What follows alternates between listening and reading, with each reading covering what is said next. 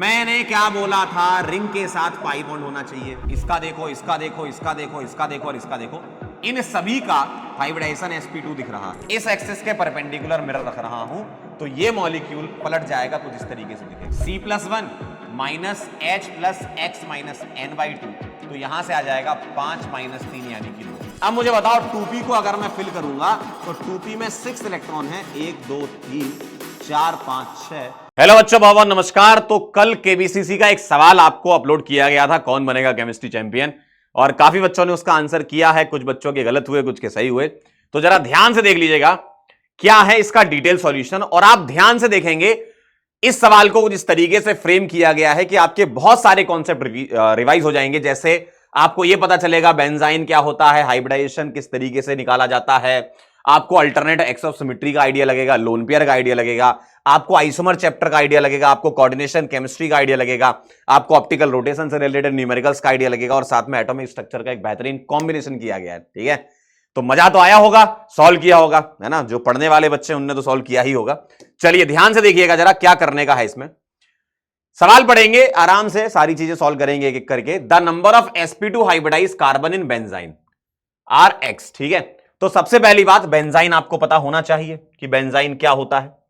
तो बेंजाइन बेटा कुछ इस तरीके से दिखता है, ध्यान से देखिएगा। बेंजाइन जो है वो कुछ इस तरीके से दिखता है, ऐसा। ठीक है, बेंजाइन आपको कुछ इस तरीके से दिखता है। ठीक है, थोड़ा सा मैं स्लाइड का कलर थोड़ा चेंज कर लेता हूं, अच्छा लगेगा आपको। चलिए, थोड़ा ब्लैक हो गया। ठीक है, अब देखिएगा जरा, इसको मैं कैसे बना सकता हूं। इसको मैं बना सकता हूं कुछ इस तरीके से, आप ऐसे भी बना सकते हो, और इसको आप ऐसे भी बना सकते हो। ठीक है, अल्टरनेट डबल बॉन्ड ये घूम रहे होंगे। अब ध्यान से देखिएगा, आपके दिमाग में आ रहा होगा सर 6 मेंबर रिंग के अंदर ये ट्रिपल बॉन्ड आया तो आया कैसे। एक्चुअल में ये जो पाई बॉन्ड होता है ना, वो कुछ इस तरीके से बनता है। ध्यान से देखिएगा, जो ये पाई बॉन्ड होता है वो बनता है हाइब्रिड ऑर्बिटल की ओवरलैपिंग से। जी हां, आपने सही सुना। आपने अभी तक सुना होगा कि एटॉमिक ऑर्बिटल से पाई बनता है, लेकिन हाइब्रिड ऑर्बिटल से भी पाई बनता है। तो ये hybrid orbital sp2 hybridise orbital की पुअर ओवरलैपिंग होती है। ठीक है, तो इसकी ये पुअर ओवरलैपिंग हो रही है, इस पुअर ओवरलैपिंग की वजह से पाई बॉन्ड बन रहा है, इसलिए बेंजाइन हाईली रिएक्टिव भी होते हैं। ठीक है, poor overlapping of sp2 hybrid orbital, sp2 hybrid orbitals. ठीक है, तो जरा ध्यान से देखिएगा आप, यहां पर गौर से देखने पर यह समझ में आ रहा है कि यह सब कार्बन का, इसका देखो आप, इसका देखो, इसका देखो, इसका देखो, इसका देखो और इसका देखो, इन सभी का हाइब्रिडाइजेशन sp2 दिख रहा है। ऑल sp2 हाइब्रिडाइज कार्बन है यहां पर। तो मुझे आप एक बात बताइए, सारे sp2 हैं, यानी कि x की वैल्यू कितनी आ गई आपकी 6।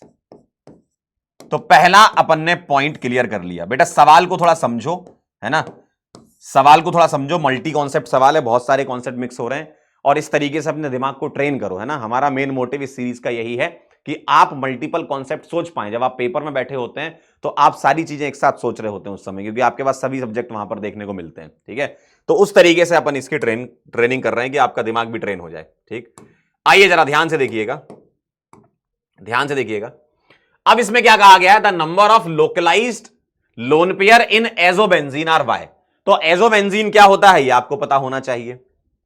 एजोबेंजीन ऐसा दिखता है, देखो आपको कितनी सारी इंफॉर्मेशन यहां पर मिल रही है ना।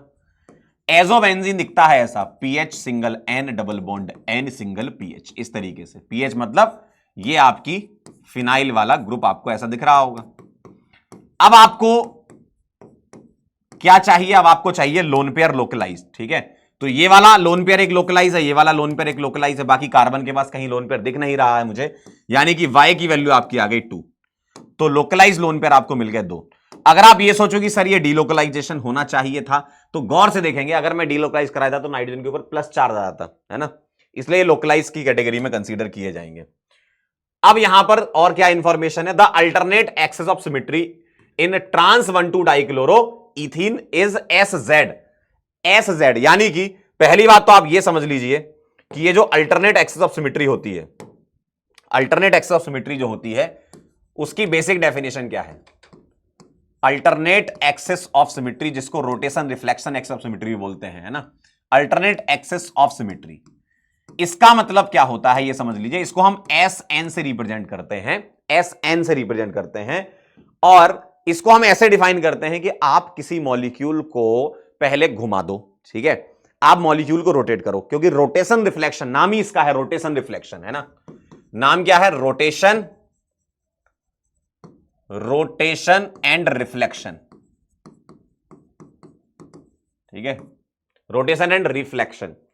क्या होगा, किसी मॉलिक्यूल को हम किसी पर्टिकुलर एंगल से घुमाएंगे और जिस एक्सिस के अलोंग तुम घुमा रहे हो उसके परपेंडिकुलर मिरर रखना है, जिस एक्सिस के अलोंग घुमा रहे हो उसके परपेंडिकुलर मिरर रखना है।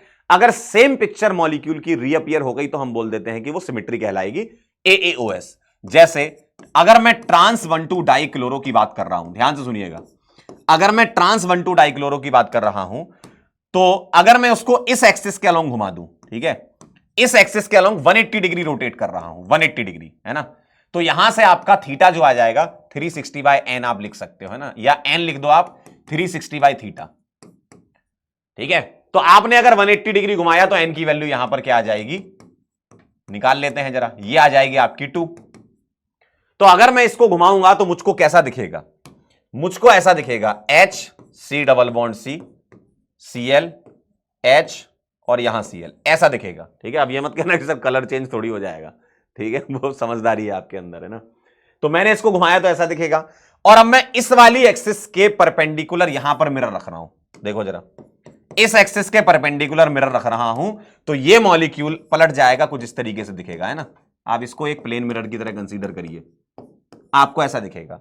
अब आप देखिए पिक्चर नंबर 1, पिक्चर नंबर 3, ये पिक्चर नंबर 2 है। तो आपने पहले रोटेट करा, फिर उसका रिफ्लेक्शन ले लिया, यानी कि परपेंडिकुलर मिरर रख दिया, तो 1 and 3 आर सेम पिक्चर। अगर ये सेम पिक्चर आ रही है, सेम पिक्चर आ रही है तो ये एक सिमेट्री कहलाएगी। तो इसको मैं बोलूंगा एस एन, एन की वैल्यू 2, यानी कि इसमें कौन सी वाली सिमेट्री है, मैं बोलूंगा S2 है। और आपने बोला था कि SZ होना चाहिए, तो Z की वैल्यू क्या आ जाएगी, 2 आ जाएगी। यानी कि यहां से मुझे X Y Z की वैल्यूज का पता चला है। X की वैल्यू कितनी है, 6 है, Y की वैल्यू 2 है और Z की वैल्यू 2 है, ठीक है। अब चलते हैं वापस सवाल पर, अब ऑप्शन चलते हैं, सिंगल आंसर करेक्ट है। The total number of isomer, जब कभी भी टोटल आइसोमर लिखा हो तो इंक्लूडिंग स्टील को सोचना होता है ना। तो टोटल नंबर ऑफ आइसोमर निकालना है CY प्लस Z और HX, यानी कि फॉर्मूला बनेगा CY प्लस Z, Y भी 2 है, Z भी 2 है और X 6 है, यानी कि C4H6 के टोटल आइसोमर मेरे को बनाने हैं, ठीक है। आइए मैं आपके सामने आइसोमर बनाता हूं, किसके, पहला ऑप्शन चेक कर रहा हूं, टोटल आइसोमर्स ऑफ, देख रहे हो आप सवाल की भावना है, कितने सारे कॉन्सेप्ट आपके रिवाइज हो जाएंगे ना। टोटल आइसोमर्स ऑफ किसके निकालने हैं, C4H6 के निकालने हैं, ठीक है। तो मैं क्या करूंगा, इसकी DU निकाल लेता हूं, degree of unsaturation, C+1 minus H plus X minus N/2, तो यहां से आ जाएगा 5 - 3 यानी कि 2। और डिग्री ऑफ अनसैचुरेशन 2 होने का क्या मतलब है बेटा, डिग्री ऑफ अनसैचुरेशन 2 होने का मतलब है या तो इसमें 2 पाई होंगे या 2 रिंग होंगी या 1 पाई और 1 रिंग एक साथ ही होगा, है ना, क्योंकि DU2 है। तो मैं पहले 2 पाई वाले बना रहा हूं, 4 कार्बन की मैं चेन ले लेता हूं, मुझे 2 पाई बनाना है, मैं यहां बना सकता हूं, 1 ब्यूटाइन बोल दूं मैं, दूसरा वाला मैं 2 ब्यूटाइन ले सकता हूं, पाई बॉन्ड को अंदर कर दो। और सोच लो जरा, मैं डबल बॉन्ड ऐसे लगा दूं, 1 और 1 2 ऐसे लगातार लगा सकता हूं, और मैं अल्टरनेट लगा दूं, तो ये पाई बॉन्ड वाला दिख रहा है, कोई ब्रांच वगैरह तो बनेगी नहीं इसमें, ठीक है। तो मेरे पास 4 आ गए ये वाले। और सोचिएगा मैंने क्या बोला था, रिंग के साथ पाई बॉन्ड होना चाहिए, 5 ये हो गया। मैं 3 की रिंग भी तो ले सकता हूं एक ब्रांच के साथ। अब मैं पाई यहां लगाऊं और यहां लगाऊं, तो ये तीनों अलग अलग दिखेंगे आपको, एक ये हो गया, एक ये हो गया, ध्यान से देखिएगा। और मैं ऐसा कर सकता हूं, 4 की रिंग में कुछ इस तरीके से कर दूं कि मैं इस रिंग को 2 रिंग में डिवाइड कर लूं, यानी कि यहां पर 2 रिंग बन जाएंगी, बाइसाइक्लो कंपाउंड बन जाएगा। तो 1 2 3 4 5 6 7 8 9, यानी कि 9 आंसर आ जाएगा। टोटल आइसोमर इसके आएंगे 9 आएंगे। और आपको ऑप्शन में क्या कह रहे थे, आपसे ऑप्शन में ये कह रहे थे कि आइसोमर आने चाहिए थे 7, जो कि गलत है। आगे बढ़ते हैं, the number of T2G electrons in CrNH3 6 3+। देखिएगा जरा, सेकंड ऑप्शन चेक कर रहा हूं, बी वाला, इसमें कह रहे हैं कि CrNH3 6 3+ कह रहे हैं आपसे, ठीक है। और इसमें क्या निकालना है मुझे, T2G इलेक्ट्रॉन्स निकालने हैं। तो जरा ध्यान से मुझे देख करके बताइए, अमोनिया पे कोई चार्ज होता है क्या, नहीं होता है, तो इसका ऑक्सीडेशन नंबर निकालें, X + 6 इंटू पूरा अमोनिया का 0 होगा चार्ज, इज इक्वल टू +3, तो x क्या आ गया +3। अगर x +3 आ गया तो क्रोमियम का एटॉमिक नंबर 24 होता है, ठीक है, और इसका इलेक्ट्रॉनिक कॉन्फ़िगरेशन हो जाएगा, आर्गन तक तो 18 हो गए, और 4s1 3d5 ये होता है Cr का। अब मैं Cr यहां +3 लगा दूं, Cr में +3 लगा दूं, यानी कि 3 इलेक्ट्रॉन मेरे को निकालने हैं, तो एक मैं यहां से निकाल दूं और 2 मैं यहां से उड़ा दूं, तो d3 आ जाएगा। और d3 आ जाएगा तो ध्यान से सुनिएगा, क्रिस्टल फील्ड थ्योरी क्या कहती है कि भाई साहब T2g ये हो गया और Eg ये हो गया, ठीक है, T2g ये हो गया और Eg आपका ये हो गया, 3 और 2 5, ठीक है, इस तरीके से दिखेगा, ठीक है। तो ये हो गया आपका T2g और ये हो गया ट्रिपली डी जनरेटेड और ये डबली डी जनरेटेड, ठीक है। अब मुझे 3 इलेक्ट्रॉन फिल करने हैं, किसमें फिल करने हैं, मुझे करने हैं D3, यानी कि लोअर एनर्जी में पहले फिल करोगे हुंड्स पॉली ऑफ के रूल को फॉलो करते हुए। तो 3 इलेक्ट्रॉन फिल कर दिए मैंने, यानी कि T2g का में कितने इलेक्ट्रॉन आ रहे हैं, 3 आ रहे हैं, और Eg में कितने हैं, एक भी नहीं है। तो ये कॉन्फ़िगरेशन बन रहा होगा, तो T2g 3 आ रहा है, यानी कि 3 इलेक्ट्रॉन आएंगे इसमें। T2g इलेक्ट्रॉन्स कितने आएंगे, 3 इलेक्ट्रॉन आएंगे। चेक कर लेते हैं इनका क्या कहना है। इनका ये कहना है, क्या T2g इलेक्ट्रॉन CrNH3 में Y है क्या, Y की वैल्यू कितनी थी, 2 थी, और हमारा कितना आ रहा है, 3 आ रहा है, यानी कि ये वाला नहीं होगा। अगला चेक करें, the specific rotation of solution containing 0.5 gram of chiral compound in 10 ml of ethanol shows N observe rotation, यानी कि थीटा दे रखा है आपको, ठीक है, इसको मैं यही सॉल्व कर देता हूं। थीटा दे रखा है 1.5, ठीक है, कॉन्सेंट्रेशन कितनी आ जाएगी, 0.5 डिवाइडेड बाय ग्राम पर ml में होता है तो 10, तो ये आ जाएगा 0.05, ठीक है, और लेंथ कितनी है डेसीमीटर में, 1 दे रखी है। तो आपसे कह रहे हैं कि स्पेसिफिक रोटेशन 10z है क्या, z की वैल्यू कितनी थी आपकी, 2 थी, तो 10 इंटू 2, यानी कि ये कह रहे हैं कि 20 आएगा क्या, 20, इनका कहना है 20 आएगा क्या, चेक कर लेते हैं, यहां से अल्फा निकाल लेते हैं। तो थीटा हो जाएगा 1.5 और c हो जाएगा 0.05, ठीक है, और l की वैल्यू 1 है, तो ये आ जाएगा आपका बेटा 30 आ जाएगा, सही बात है, 5 3 15 30 आ जाएगा, जबकि ये 20 कह रहे हैं, यानी कि ये गलत है। यानी कि सही ऑप्शन तो पता चल ही गया, लेकिन निकाल लेते हैं इसको, क्योंकि ये भी अच्छा सवाल है। The number of electrons having mod m is equal to 1 in mn+2 is x + y + z, और x की वैल्यू कितनी है तुम्हारी 6, y 2 और z 2, 6 2 8 2 10, यानी कि 10 आंसर आना चाहिए mn+2 में mod m is equal to 1 वाला। तो आइए इसको मैं सॉल्व करता हूं, डी वाले ऑप्शन को, सी वाला पीछे कर ही दिया है। तो Mn+2 कह रहे हैं। अब आप मुझे बताओ मैंगनीज का एटॉमिक नंबर कितना होता है, 25 हो गया। इलेक्ट्रॉनिक कॉन्फ़िगरेशन बनेगा Ar 4s2 3d5 ऐसा बनेगा, 4s2 3d5 ऐसा बनेगा। और Mn कितना कह रहे हैं, +2 कह रहे हैं, Mn+2 कह रहे हैं, तो 2 इलेक्ट्रॉन आउटर मोस्ट ऑर्बिट से निकलते हैं, तो 4s0 3d5 आ जाएगा। अब आपसे यह भी कहा गया है कि मॉड m की वैल्यू 1 होनी चाहिए, यानी कि m की वैल्यू +1 भी लेनी है और m की वैल्यू -1 भी लेनी है। तो m+1 और m-1 में पाए जाने वाले इलेक्ट्रॉन्स हमें निकालने हैं।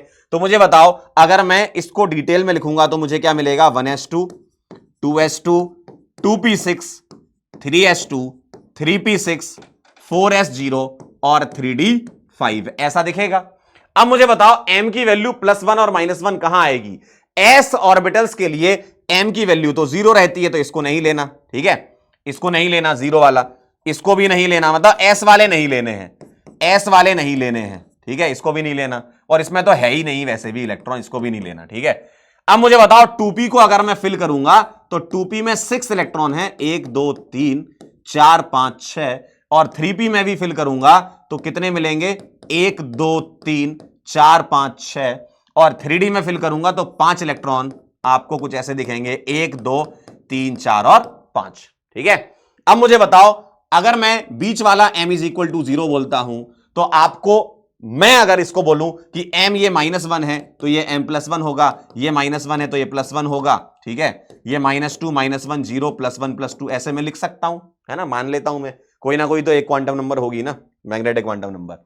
तो मुझे बताओ यहां से कितने इलेक्ट्रॉन लोगे तुम, m इज इक्वल टू +1 वाला भी लेना है, -1 वाला भी लेना है, तो यहां से 4 इलेक्ट्रॉन मिलेंगे, यहां से भी 4 इलेक्ट्रॉन मिलेंगे, या तो +1 वाला या -1, मतलब दोनों ही लेने, या मत बोलो एंड बोलो, है ना, दोनों ही लेने, +1 और -1।